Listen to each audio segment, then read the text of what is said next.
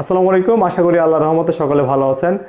তো বাংলাদেশ পুলিশ কনস্টেবলের নিয়োগের দ্বিতীয় দিনের কার্যক্রম কি এটা আপনারা জানেন সবাই, এবং কেন বাদ পড়ার কারণ অনেকে জানেন না। তো যারা এসএসসি পরীক্ষা দিয়েছেন আগামী নিয়োগে আপনারা অ্যাপ্লাই করবেন, এবং এখন থেকে কিন্তু আপনাকে প্রিপারেশান নিতে হবে বাংলাদেশ পুলিশ কনস্টেবলের জন্য। এখন বিষয়টা হচ্ছে কেন বাদ পড়ে। মূল বাদ পড়ার কারণ হচ্ছে আপনার দৌড়। 200 মিটার দৌড়ে আপনার 50%টি বাদ পড়ে যায়। এটা আমার কথা না, যারা মাঠে পরীক্ষা দিয়েছে, যারা দৌড়াইছে তাদের কথা। আর দৌড়ের প্র্যাকটিসের কারণ, দৌড় যদি আপনি ঠিক বলতে না পারেন 200 মিটার 28 সেকেন্ডে আপনার 200 মিটার দৌড় খুবই টাফ, কিন্তু খুবই সহজ। আপনি রেগুলার প্র্যাকটিস করলে আপনি দৌড়াতে পারবেন। আর একটা কারণ বলবো আমি, 2 নম্বর কারণ হচ্ছে আপনার পুশ আপ।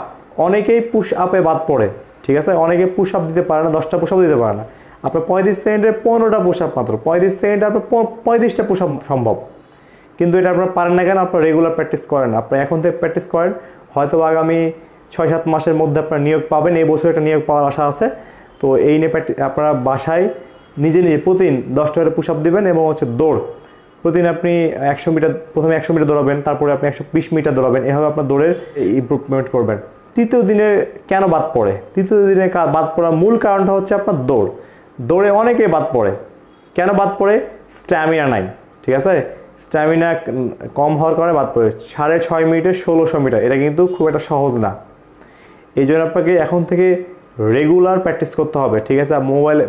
মোবাইলে বিভিন্ন ধরনের অ্যাপস পাওয়া যায়, অ্যাপসটা ডাউনলোড করবেন, এবং আপনি কত কিলো প্রতিদিন দৌড়াচ্ছেন। প্রতিদিন আপনি 1 কিলো করে দৌড়ান, 5 মিনিট করে দৌড়ান, দেখবেন তাহলে আপনার স্ট্যামিনা বাড়বে। হাই জাম্পে অনেকে বাদ পড়ে, তবে হাই জাম্পে 3বার যেহেতু চান্স আছে, বাদ পড়ার সম্ভাবনা নাই। আপনি পুশ আপ, 200 মিটার দৌড়, 1600 মিটার দৌড়, এই 3টা ইভেন্টে কিন্তু 50% উপরে কিন্তু নিয়োগ প্রার্থীরা বাদ পড়ে যায়। তো এইগুলো কেয়ার থাকতে হবে আমাদের এখন থেকেই। সকল ভালো থাকবেন। আসসালামু আলাইকুম ওয়া রাহমাতুল্লাহ।